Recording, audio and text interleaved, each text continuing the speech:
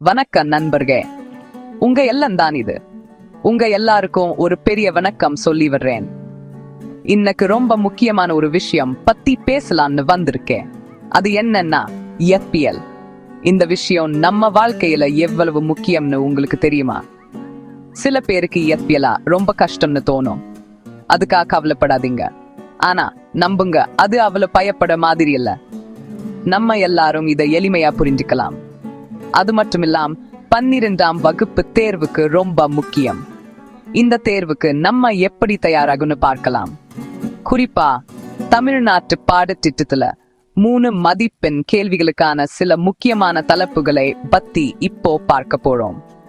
இந்த தலைப்புகள் உங்களுக்கு தேர்வில் நல்ல மதிப்பெண் வாங்க உதவும்.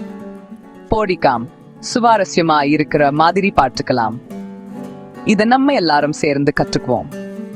சரி, உங்க நோட்டு புத்தகத்தை எடுத்து வச்சுக்கோங்க. முக்கியமான குறிப்புல எழுத ரெடி ஆயிருங்க. மூளைய கசக்கி யோசிக்க ரெடி ஆயிடுங்க. நம்ம எல்லாரும் சேர்ந்து இந்த பயணத்தை ஆரம்பிப்போம். FPL என்ன சொல்லுதுன்னு இப்போ பார்க்கலாம். நம்ம எல்லாரும் சேர்ந்து கற்றுக்கொள்வோம். சரி, முதல்ல FPL ஏன் முக்கியம்னு பார்க்கலாம். இது வெறும் மனப்பாடம் பண்ற பாடம் இல்ல. இந்த உலகம் எப்படி இயங்குதுன்னு புரிஞ்சுக்குதுதான் FPL. சின்ன அணுக்கல்ல இருந்து பெரிய நட்சத்திரங்கள் வரைக்கும் எல்லாத்தையும் பத்தி FPL வளர்க்குது.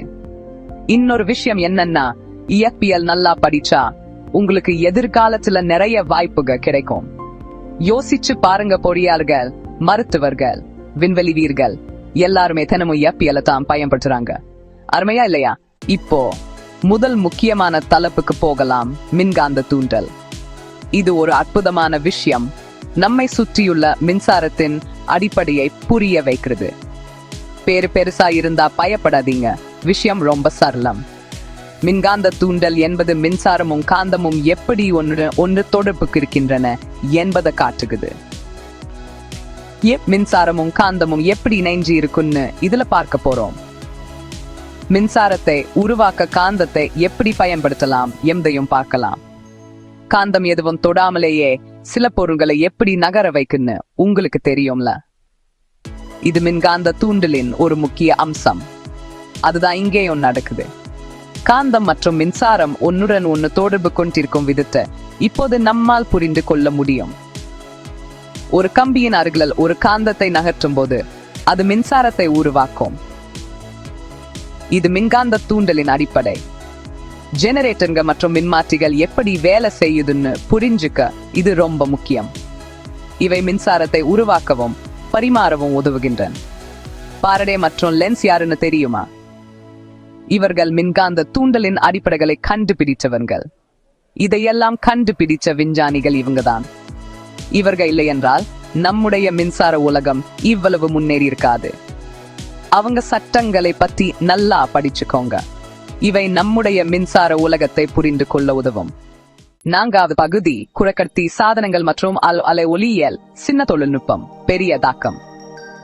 அடுத்து குறைக்கடத்தி சாதனங்கள் மற்றும் அலை ஒளியியல் பத்தி பார்க்கலாம். இந்த தலைப்புகள் கொஞ்சம் கடினமா தோலாம். ஆனா நம்ம தினமும் பயன்படுத்துற அருமையான தொழில்நுட்பம் பத்தி தான் இது. குறைக்கட்டிகனா கணினிகள்ல இருந்து ஸ்மார்ட் போன்கள் வரைக்கும் எல்லாத்துலயும் பயன்படுத்த சின்ன பொருட்கள். மின்சாரத்தோட ஓட்டத்தை கட்டுப்படுத்துற சின்ன சாவிகள் இதெல்லாம். அலை ஒளியலா, அது என்னன்னா ஒளி எப்படி அலையா இருக்குன்னு விளக்குற துறை. லேசர்க, கேமராக்கள் மற்றும் நம்ம எப்படி பார்க்கிறோம்னு புரிஞ்சுக்க இது ரொம்ப முக்கியம். 5வது பகுதி படிப்பு குறிப்புகள். தேர்வுகளை வெற்றி பெறுங்கள். சரி, இன்னைக்கு நிறைய பார்த்தாச்சு. உங்க தேர்வுகளுக்கு தயாராக இருக்க சில முக்கியமான படிப்பு குறிப்புகளை பார்ப்போம்.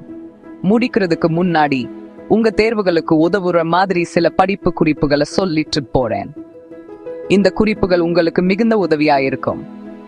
முதல்ல, கடைசி நேரத்துல படிக்காதீங்க. படிப்பு நேரத்தை சின்னதா பிரிச்சு ஒவ்வொரு தலைப்பா கவனம் செலுத்துங்க. இதனால் உங்களுக்கு ஒவ்வொரு தலைப்பும் தெளிவாக புரியும். உங்களுக்கு ஏதாவது புரியலாம், தயங்காம கேளுங்க. உங்க ஆசிரியர்கள் மற்றும் வகுப்பு தோழர்கள் உங்களுக்கு நிறைய உதவுவாங்க. கேள்விகள் கேட்பது மிக முக்கியம். பிஜூஸ் மற்றும் ஷிக்ஷா போன்ற சிறந்த ஆன்லைன் வளங்களும் கிடைக்குது. இந்த வளங்களை பயன்படுத்தி உங்க படிப்பை மேலும் மேம்படுத்தலாம். நிச்சயமா நல்லா படிச்சு பாஸ் பண்ணுவீங்கன்னு நம்புறேன். கொஞ்சம் கடினமா முயற்சி பண்ணுங்க, அவிப்படம் படிங்க. இயற்பியல் தேர்வுகளை நிச்சயமா வெற்றி பெறுவீங்க. உங்க முயற்சிக வெற்றிய கண்டிப்பா தரும். வாழ்த்துக்க. உங்க வெற்றிக்கு வாழ்த்துக்க. உங்க கனவுக நிச்சயமா நிறைவேறும்.